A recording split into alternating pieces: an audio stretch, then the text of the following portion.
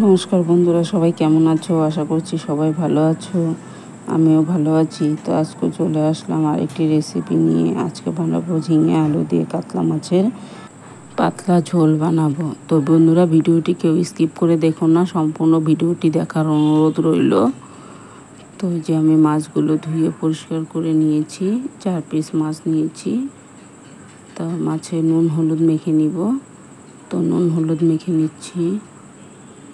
তো ভিডিওটি যদি কেউ প্রথমবারের মতো দেখে থাকো, প্লিজ চ্যানেলটি সাবস্ক্রাইব করে আমার পাশে থেকো।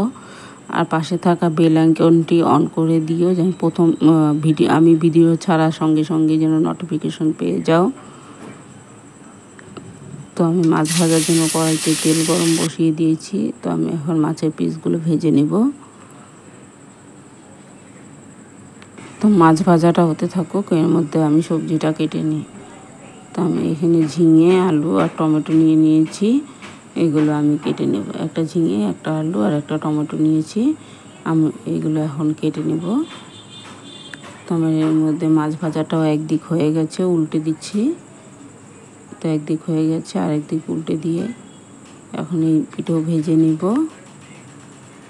মাছটা। তো আমার মাছগুলো ভাজাও হয়ে গেছে, এখন তুলে নিব। তো আমি এই যে ঝিঙে আলু কেটে নিয়েছি এরকম লম্বা লম্বা করে। তো ওই মাছ ভাজা তেলের মধ্যে এখন জিরে আর কালো জিরা ফোড়ন দিয়েছি। ওই জায়গাটা স্কিপ হয়ে গেছে বন্ধুরা। তো জিরে আর কালো জিরা দিয়েছিলাম। তো ঝিঙেটা একটু পরে দেব আর টমেটোটা ঘষে নেব। তো আলুটা একটু লাল লাল করে ভাজা হতে থাকুক, এর মধ্যে আমি জিরে, আদা আর কাঁচা লঙ্কা বেটে নিয়েছি। শিলনোড়ায় বেটে নিয়েছি। আমি সব মশলাই শিলনোড়াতে বেটে নিই। আর টমেটোটা ঘষে নিয়েছি। তো আলুটা লাল লাল করে ভাজা হয়ে গেছে। এখন টমেটোটা ঘষে নিয়েছি, সেই টমেটোটা দিয়ে দিলাম। টমেটোটা কিছুক্ষণ ভাজা ভাজা করে নেব আলুর সঙ্গে। তো এখানে আমার টমেটোটা ভাজা ভাজা হয়ে গেছে। এখন বেটে রাখা মশলাটা দিয়ে দেব। যেমন জিরা, আদা, লঙ্কা বেটে রেখেছিলাম, একদম মিহি করে পেস্ট করেছি, সেটা দিয়ে দিলাম।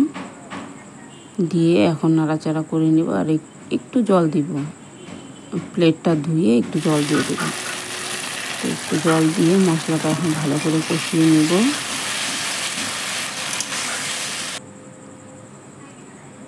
এক চামচের মতো হলুদ দিয়ে দিলাম। দিয়ে এখন মশলাটা খুব ভালো করে কষিয়ে নেব। আমি কিন্তু লাল লঙ্কার গুঁড়ো দিব না। আমি আলুর সঙ্গে মশলাটা কষিয়ে নিয়েছি। তো মশলা কষানো হয়ে গেছে, এখন কেটে রাখা ঝিঙেটা দিয়ে দিব। ঝিঙেটা আগে দিয়ে দিলে ঝিঙেটা একদম গলে যেত, সেজন্য আমি ঝিঙেটা একটু পরে দিলাম। তো ঝিঙেটা দিয়েছি, এখন একটু ঢেকে দেব। ঢেকে দিয়ে এখন 5-7 মিনিট পরে ঢাকনাটা উঠিয়ে এখন আবার একটু নাড়াচাড়া করে কষিয়ে নেব। ঝিঙেটা দেওয়ার পরে এখন মশলাটা আরও ভালো করে কষিয়ে নিচ্ছি। তো এখন পরিমাণ মতো নুন দিয়ে দিব। একবার যেন ঝোলের জন্য হয়ে যায় সেই পরিমাণেই নুনটা দেব আমি। নুনটা দিয়ে এখন নাড়াচাড়া করে মিশিয়ে নেব। নাড়াচাড়া করে মিশিয়ে নিয়েছি, এখন একটু ঢেকে দেব যেন ঝিঙেটা সেদ্ধ হয়ে যায়। তো আবারও 5-7 মিনিট পর ঢাকনাটা উঠিয়ে আবার একটু দেখে নিলাম যে ঝিঙেটা কেমন সিদ্ধ হয়েছে কি না।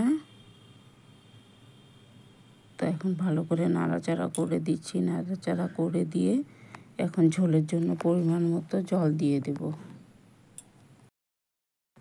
আমার যেটুকু পরিমাণে ঝোল লাগবে আমি সেইটুকু পরিমাণে ঝোল দিয়ে দিচ্ছি। তোমরা চাইলে কম বেশি করে নিতে পারো, তোমাদের মাপ মতো ঝোলটা দিয়ে দিও।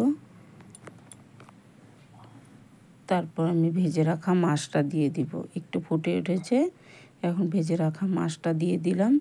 মাছটা দিয়েও হালকা হাতে নেড়ে দিব। নেড়ে দিয়ে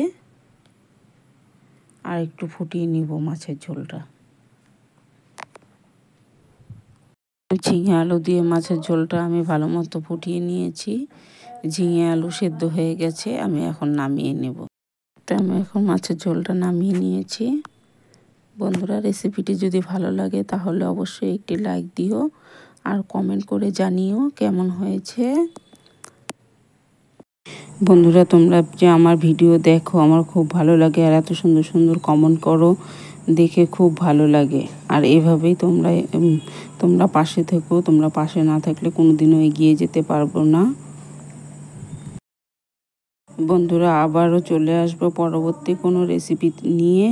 তোমরা ভালো থেকো, সুস্থ থেকো। ধন্যবাদ।